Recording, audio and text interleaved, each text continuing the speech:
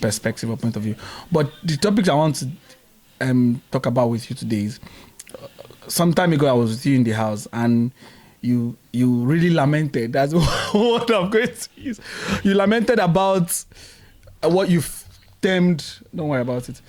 What you lamented about what you termed the UK being the UK government being disrespectful to immigrants.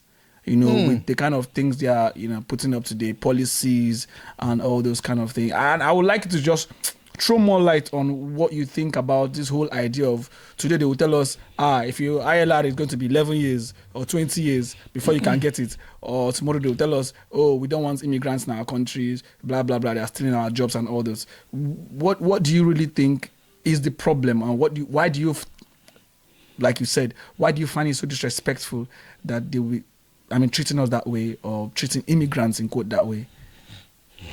This is not good though. I remember that conversation, and I strongly believe actually that the current administration or position that surrounds the UK government is disrespectful towards immigrants, right? Yeah. One important thing, there are no opportunities in this world to let people know exactly what you think about things. It's just what you are opportune to say that people hear. Is it okay if I go on? Mm-hmm. It's important to note before I proceed that what a few people are doing or what some people are doing is not a reflection of what the entire country is. You work in this United Kingdom in your office, you have a lot of people that are, of course, British that you work with. I have seen firsthand, I can confirm, I can testify to the warmth that I felt with colleagues that are British. I have at no point, whether working at Northampton General Hospital, at University Hospital of Coventry and Warwickshire, where I am currently, felt in any way that anybody I'm working with does not want me here.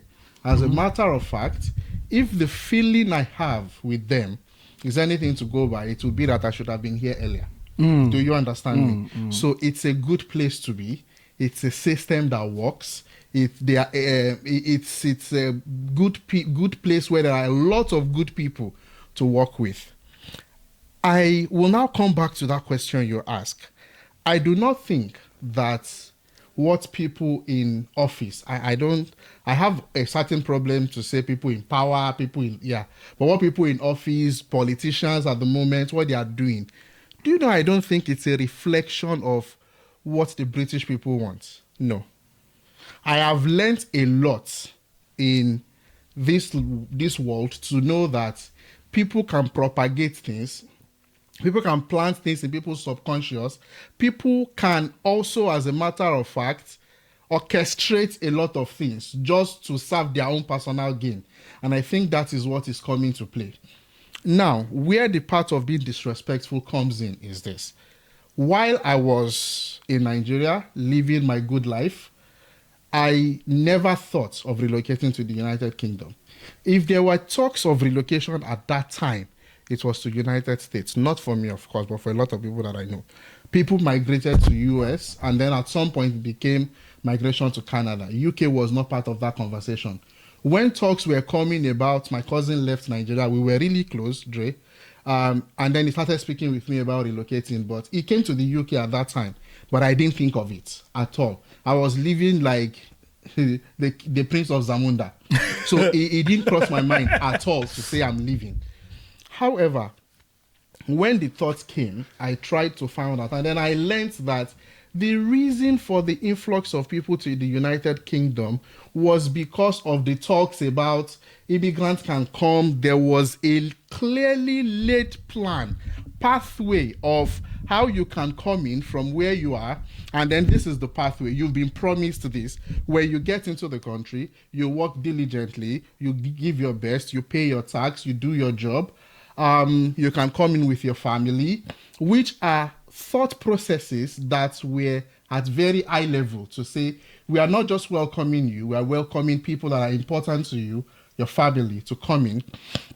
And when you come in and you work for a certain amount of years with an organization, 5 years being in this case, you get your indefinite leave to remain and all of that. Now, this was promised. Correct me if I'm wrong. Do you know what I liken this to? Because I like real life scenarios. So the UK government, I would call them the parents, and then the system, the British system, the people, I would call it family. The parents looked at the circumstance of the family and say, we have an aging population that might not be able to sustain the desired growth of our economy.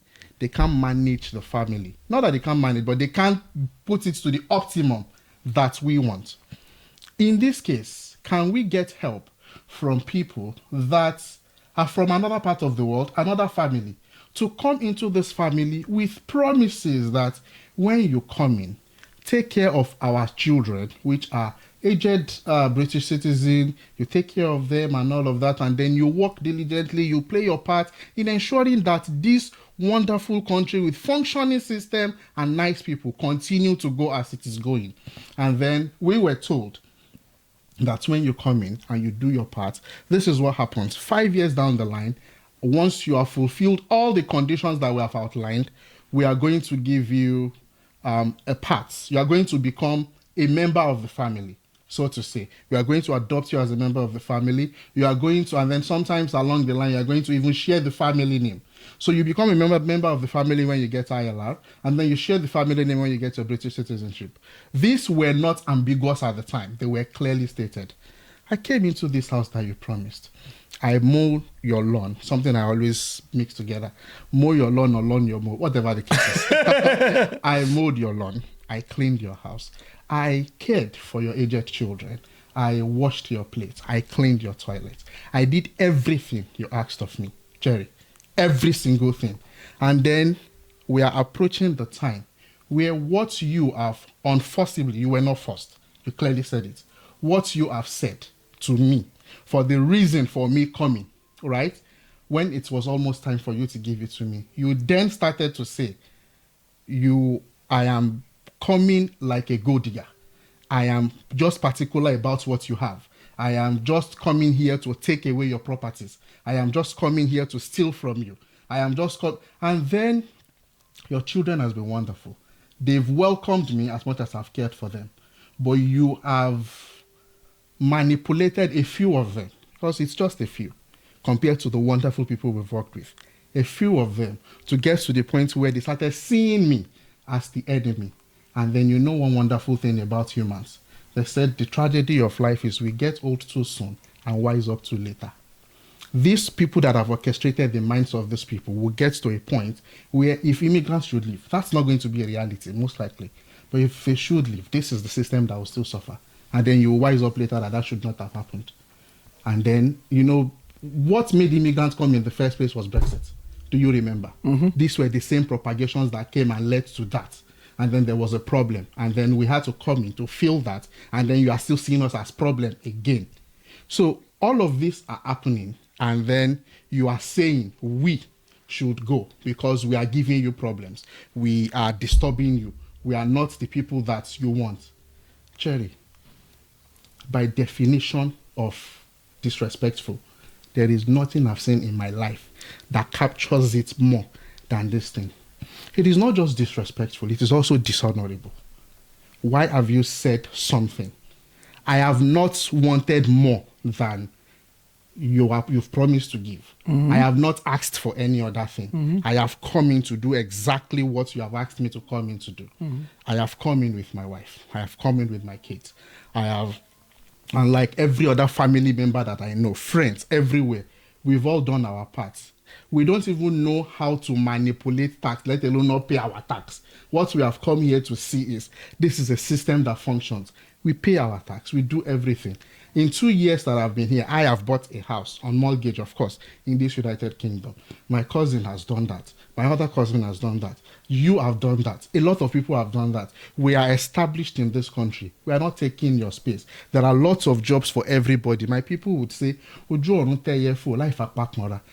the birds in the sky will fly comfortably without the feather of one touching the other. Everybody will live good life and we will be happy. why is this coming up at this time? I'll tell you.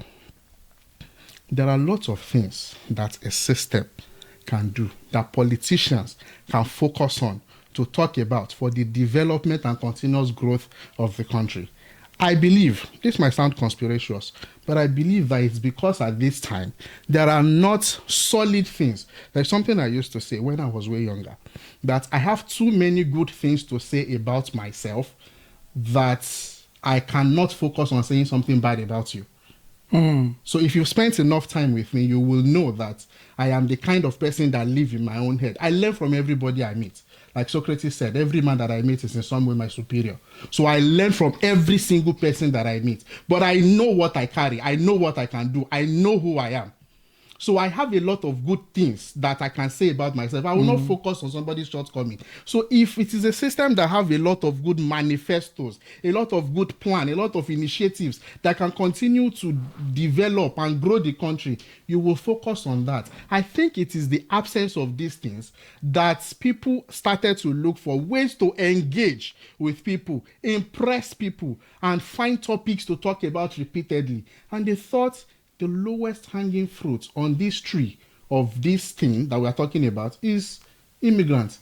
Let's make them scapegoats. Focus on them, repeatedly talk about them, so much so that we distract people, take their attention away from real issues that can develop our country, that can make us a better people. As we are good, we are great, we could get better. My trust where I work will say better never stops. It really never stops if you are focusing on the right thing. So these are things that you can begin to focus on as a people and forget about all this fight and disrespect and dishonorable comments on immigrants and all of that. One thing that has crossed my mind, I hope I've not taken too much time, sorry. This is not something I've thought of before, so they are just coming. One thing that have crossed my mind a couple of times is for every individual, I know where I work, I know people that I've been with, is with a lot of people and they have a lot of immigrants around from different walks of life. I do not exactly know how they feel in their space, in their home, in their office, when they then see these immigrants, because it is not possible, except in this United Kingdom, they walk in the skies. If you walk in this country that I've seen, you will definitely have immigrants close to you. Have you even gotten to that point as your humanity diminished to that point where you don't think that these people are people to be respected and not talk loosely about? You don't just stand up and carry book and say 800,000 people are going to be qualified for this and they will not get it because you are what? Some people are saying that they are more focused on the illegal people coming to the country via boats, and all that. If this is the case, you don't put water in your mouth when you are talking. You make it clear so people will hear you. If this is the case, if I am to be the leader of my country, which one day I'm hoping to be, because I care deeply and genuinely about people and I want the best for them, and that is one thing that gives me purposefulness of life more than any other thing. It is my responsibility to protect the territories of my people for my people and ensure that the resources are for the people or legal occupants in the country, whether citizen by birth or people that have come in to be with us and develop our space and make it better. Now, if you focus on illegal immigrants, it shouldn't be difficult to say the fight, the war is against illegal immigrants, and it is valid. When we talk illegal, we have to be very clear. This is, one beautiful thing about this country is I have seen a lot of people from different walks of life, diverse in the true sense of diverse, being here. And they really, really accommodate lots of people that are, how do I put this? They are in need of a lot of things. They support them. They provide, they welcome them, they take care of them. So there are people that have been here. Anybody that has come from Ukraine, it's circumstantial. They were comfortable in their country before circumstance brought them here. So sometimes we need to be clear on all of this. And I believe that these people have come legally. But if it is stop the boat, people have come illegally and all of that, yeah, you can fight that because you also have to ensure. I don't think there is a country that is serious if the borders are porous. So this is a solid fight. It's happening everywhere in the world and you can fight that. I don't know much about immigration of countries to have authoritatively talk about them, but I know Canada has a system. If you qualify, you apply, you qualify, they go through a lot of scoring system, they choose you, you come into the country, they promise you PR in a number of years, you get it. There is no talk of once you have come in, that changes. When we have conversation and you tell me that when you do this, you get this, and I am doing this and you begin to say you won't get this, you are the dishonorable and disrespectful one. I shouldn't be the focus as a legal migrant. I know that you've just rightly said and clearly said that they said this is on illegal migrants. Is it difficult to say than the way we are saying it? We are going to wage war against illegal migration. We want to reduce it to zero if possible, to ensure that we have account of everybody that has come into this country, and all those are normal. They are necessary. This, I'm saying, many people will still not agree, but the truth is, where we want to focus on illegal migration, we can really wage that war and fight it as a people everywhere in the world. This is necessary to ensure that there are pathways for everybody to come into a system where they are properly documented, looked after, cared for, and of course, this even makes the world a safer place. We don't just want strangers in our house when we don't know where they have come from. But what they have defined as stranger is really not a stranger. You have all my record when I was coming in. You know everything. I have declared all that I was. And then I come into your country and you know where I am at different points. We have, like a friend said, that we are all in one giant space. And then it's as if there is a monitoring system of... You know everything about all these people that have come in legally. Why then are you making them the focus? Why are you fighting them? Why are you having a problem with them? It's just disrespectful. I'm not sure if I've been able to capture it the exact way that it is playing in my head, because there is a lot of things that go on in my... I just consider it really disrespectful to just talk about immigrants like that. Do you think that, I mean, the people who are necessarily on, people who are really actually talking about this whole immigration brouhaha are not even people who are actually... will I say in government, who are not people who are just opposition parties? I feel like they are using it to sell their markets. Yeah. They are trying to use as their own manifesto. Oh, we are going to treat this, we are going to treat that, and they think that is the way. Just the other day, there was a Unite the Kingdom, Unite Britain rally in London. I was fortunate to be in the center of that rally, and you see thousands and thousands and thousands of people that gathered for that event. You understand? So it feels like some people are actually propagating this agenda. However, they are not in government. Do you think that despite them not being in government, they have any influence on the current government taking up these so-called agendas that they're actually trying to propagate? I say this very, very respectfully. Anybody that thinks this comment does not have impact or influence, as it could be, on the present government does not in any way understand politics. Yes, it does. It has strong influence. It has a very strong one on the current government. The truth is, more often than not, we have thought of having good leaders in different systems where they just focus on the needs of the people, but what I have learned is more people, right, focus a lot more on perception than reality. How are we perceived? And I've seen that in this part of the world more than anywhere else. I've not been to many places. Please don't ask me. It's always a case of how are we perceived. Most times now, it's no longer a case of how are we really. Truly is how are we perceived. So when these things start to happen and the government, the present government at any point begins to see that it is gathering momentum, they are very particular about retaining that power more than they care about doing the right thing. Sorry, do you want water? I don't mind. I'll be happy. Please, can I get a cup of water for your glass? So they are very particular about the perception that can retain them in the office. I mean, I don't walk around with X-ray machine to know what people's intentions are. It's just that you don't know if they want to retain that power so they continue to do the right thing, or they want to retain it for personal or selfish reasons. But the truth is, these things have ripple effects.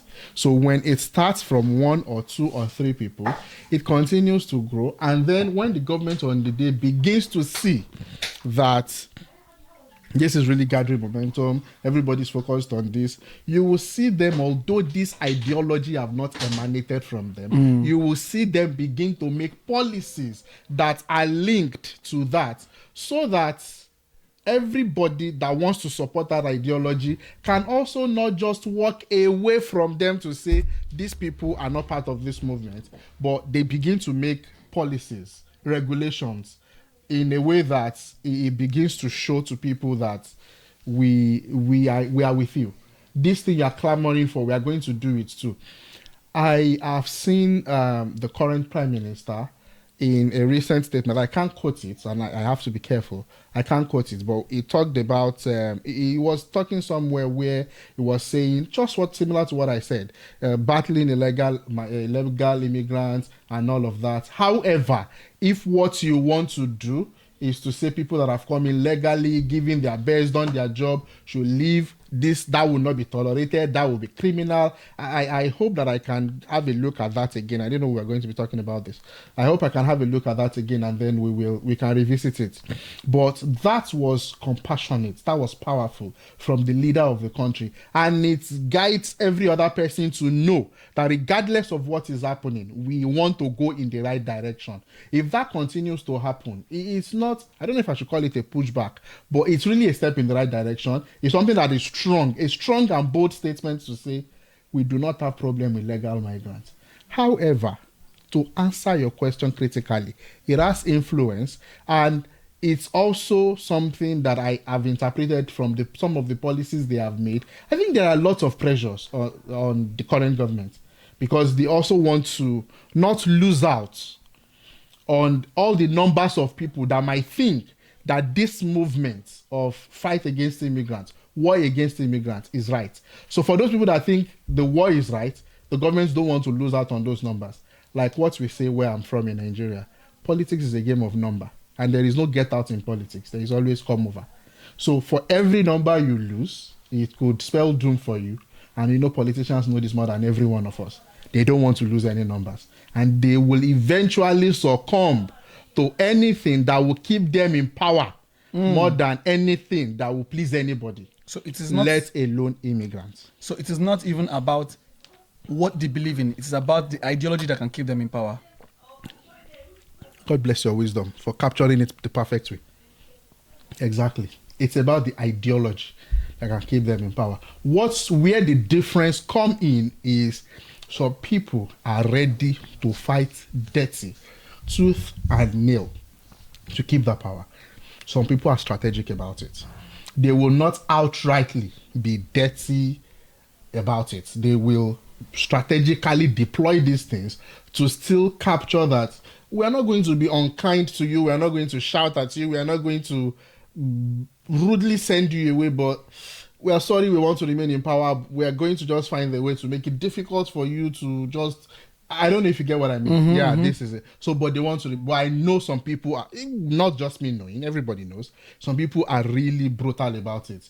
We are particular about gaining this power. You and I have lived long enough. We are still very young, but we've lived young enough to see this across different systems in the world. People will say a lot of things to get into power. They get there. They're not doing anything. They're not even exactly doing that thing that they have promised to get there in the first place. In the Federal Republic of my country. Yeah. So I'm very, very grateful to have you. You know, yeah, that is mutual, definitely. I'm very, very grateful to have you. You inspired me. I like, there's somebody that needs to come. We need to talk together. Yeah, I'll drag you again away from your house again. Yeah, no problem. Always feel at home, you know. You can even come this time around. I can wear satin nightgown, pajamas. This was what I wore the first day I was going to talk about my house buying. And I remember the mortgage advisor saying that he's going to write a story of a client that bought his first house in the UK in his pajamas. doesn't bother me. If it makes me feel good and I know it naturally shouldn't offend anyone, I'm totally fine with it. Yeah, So it's I- good. It's good. I love it. At least it just gives the feel of we are at home. We're not. Yes, we are inside the house kitchen. house It's our house will today. Exactly. House will be. Thank you very much, Sha. Yeah. We'll do more of this. I really want to do more of this with you. I always like to sit down and listen to you talk. But you they give words of wisdom. The daddy I fish. got the runner. Ladies and gentlemen, the daddy fish. Now so. Yes, big one. Now so. My boss. Thank you for coming to Jerry's Museum.